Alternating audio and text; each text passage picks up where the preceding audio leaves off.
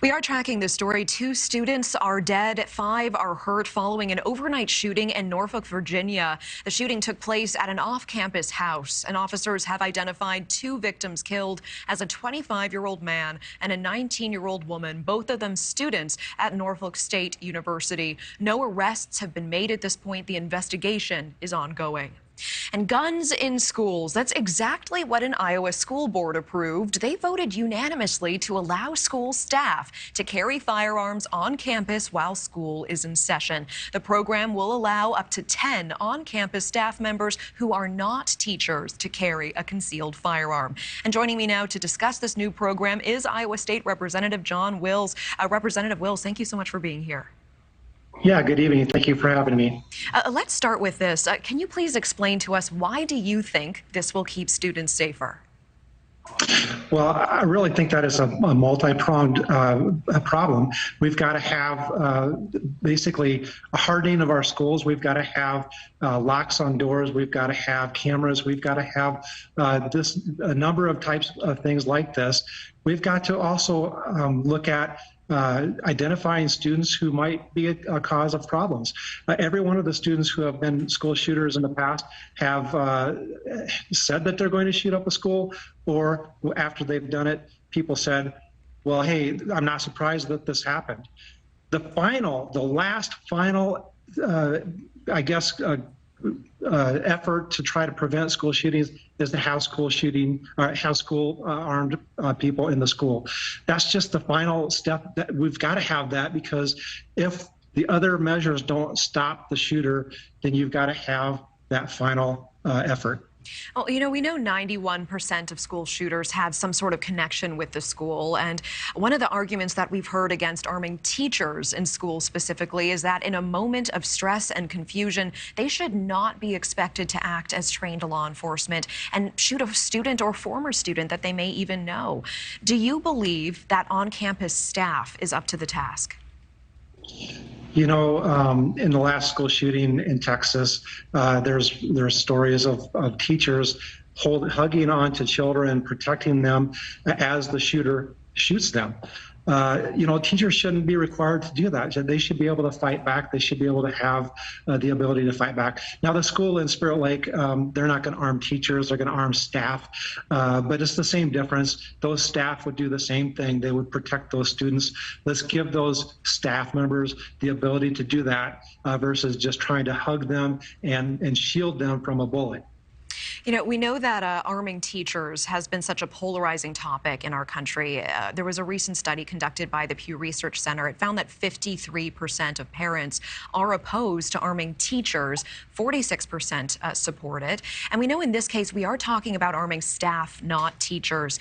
What are parents telling you? What do they want to see in their schools?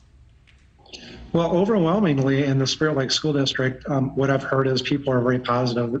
They want their children to be protected. Of course, there's a few people that are opposed, but overwhelmingly is positive, wanting their kids to be protected and wanting to have the best protection possible. And what would you say to those with safety concerns or fears that having armed staff members could potentially increase the likelihood that a student could access it or be injured outside of an active shooter situation? Well, we've got a great support group in the Spirit Lake School District who is going to train the staff that are going to be carrying weapons. They're going to have the same training that the law enforcement personnel in Northwest Iowa have. They're going to be very well taught. They're going to have top-notch weapons to be able to carry and use. So they're going to be just as well trained as our police officers. I appreciate you talking about the training process. Can you share, what is the vetting process like for the 10 staffers who are allowed to bring guns onto campus? Well, overwhelmingly, I believe that the school district's going to choose people that are already have some experience, that already have weapons knowledge. What we're going to do is just step it up a notch and have them have a more intensive training, have a specific training towards hostage type situations, or specific training in situations where you've got innocent children in the area as well. To your knowledge, Representative, are there any mental health checks for these staffers? There's going to be mental health checks, just like when somebody joins the police department. There's going to be mental health checks. You're going to evaluate those people to make sure that they're not going to be the shooter eventually someday. And so I think that's, yes, we're going to have definite some mental health checks for the actual weapons holders. Okay, and so for that vetting process, is that already in place, or are these plans for the future that those mental health checks will be in place?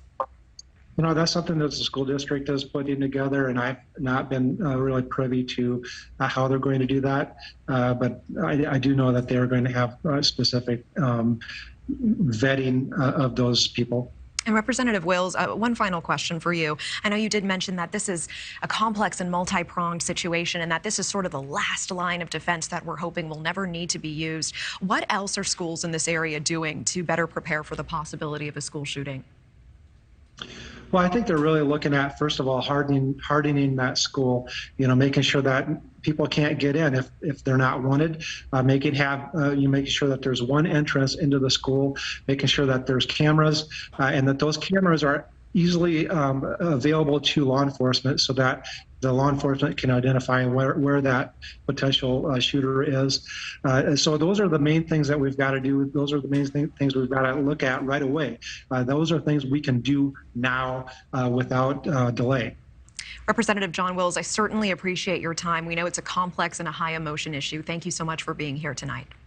Thank you for watching. Go to newsnationnow.com to find News Nation on your television provider. And don't forget to click the red subscribe button below to get more of News Nation's fact-driven, unbiased coverage.